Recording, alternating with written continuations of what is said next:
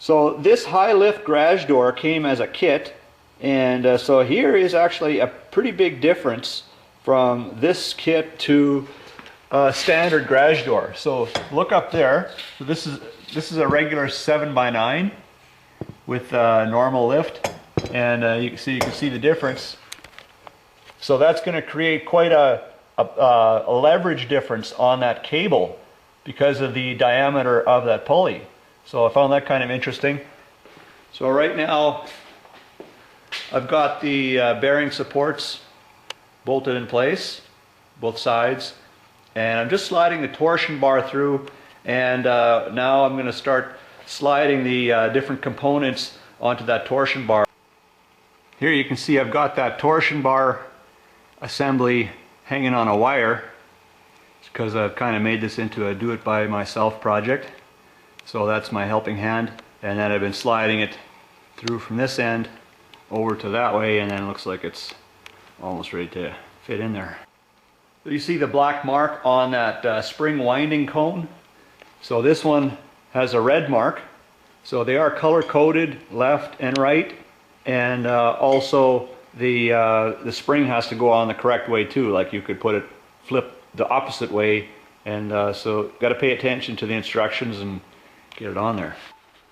So one thing that kind of concerned me before I put this together with that torsion bar up there was, is that torsion bar actually going to be long enough to properly mount this wall mount opener? And it looks like it will be. So that opener is going to be like tucked in right beside here, and probably with 1, 2, 3 inches to spare yet. So I'm curious how that's all going to turn out. So this is the new wall mount garage door opener, and so this is getting kind of interesting now for me, guys, because this is new territory for me. I've never installed one of these, and I've just been eyeing it here a little bit. So I kind of like it so far. So before, I had that garage door opener hanging off the ceiling, like really low, kind of like low like the tracks for the garage door. So now the garage door is going to be like swinging up nice and high, and I think if I measured this right, I'm going to just clear the lights. I won't have to move the lights, so I'm going to like it if that happens. So oh, I was going to show you this. So I have a stud finder, but if I want to be precise, I'll get out the little nails, and then I start tapping, and I find out precisely where that stud is. And now I've got the center line of that stud marked with a level, because I've got to mount this bracket here for the torsion bar spring, and that's a lot of load on there, and I don't want to mess around. So I was just looking at this. So this garage door opener, see the way it works. See, here's the drive right here, and it's got this collar with a shared end. See, this is solid here. And but the two loose ends, they clamp on.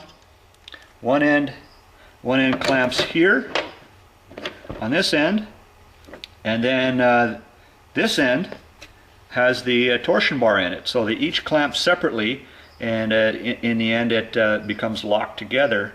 So I was tightening this collar onto the wall mount.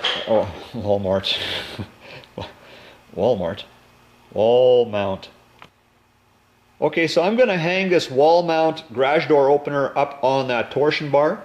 So I'm just getting this collar set up. So I've already tightened it to that little stub shaft that comes out of the opener here. And one thing that I was careful about, you see the little gap here where this collar is approaching this half of the collar? Well, there's a little gap there, but that gap is about the same on both sides. So I didn't want to have it like, you know, tighten crooked so that it's, you know, it just won't tighten a whole piece of shaft properly that way. Anyways, so up on the wall it goes. So the top tracks, they're bolted in place now, except for the far end still has to be properly fastened, and I just have them mounted with like little screws, because I'm going to have to likely move it this way or that way to get it centered. And to get started, what I did is I just kind of eyeballed it here.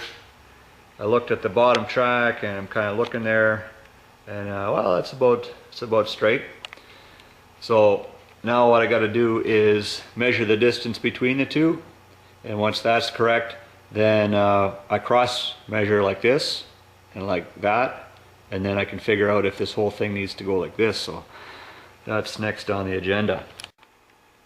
So a little bit earlier I was test fitting that garage door opener way up there because I wanted to know how much of that torsion bar I needed to have sticking through that bearing so that the opener could be mounted properly and everything had room and that kind of stuff. So and that's all I need, just a little bit of that stub of that torsion bar sticking through there, and that's going to work fine. And so once I knew that, then I went ahead and I strung the cable on the left pulley here, and then I also tightened up the set screws for this pulley. And next I'm going to take that end of the spring, and I'll go ahead and I'll mount it on this spring mount retainer plate, and then from there I'm going to leave this end of the spring loose though. I'm not tightening any collars or set screws at that end of the spring. I'll leave that loose for now, and because I need to get the cable on the right pulley, and I have to get that oriented so that it's basically identical to this side. So this cable is in behind all the hardware there. I don't want it tangled into anything. So it's coming up the top here. You can see where it mounts on this cable pulley here. The slot right in there.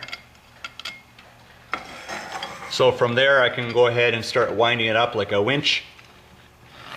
And also I got to make sure that I've got it up against this this bearing support over here. All right, so this end is still loose. These set screws are loose, so the torsion bar can still turn within this collar. And remember, that one was already set up, that pulley on the far side. So look what happens if I turn on this torsion bar. See, I can put tension on that far cable because that pulley is already tight. So I'm going to do the same thing on this side now. I already know I can put tension on that cable. Now what I'm going to do is I'm going to wind this pulley up, and then I'm going to put tension on this cable with one hand, and at the same time with my other hand I'm going to be turning on the torsion bar to put tension on the far cable. So both cables will have pretty well equal tension, and then once I've got equal tension, I'm going to try and get in here to these set screws and tighten them up. Okay, so a new plan to try and equally tension those cables.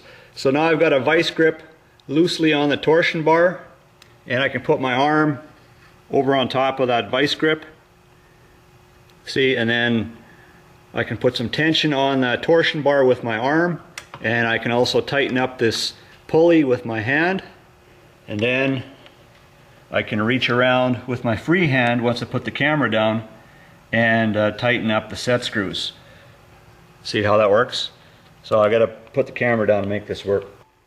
Okay, so I got the pulley tight now, and when I give that torsion bar some tension by hand, you can see it put a little bit of load on that cable, and same thing happens at the far end.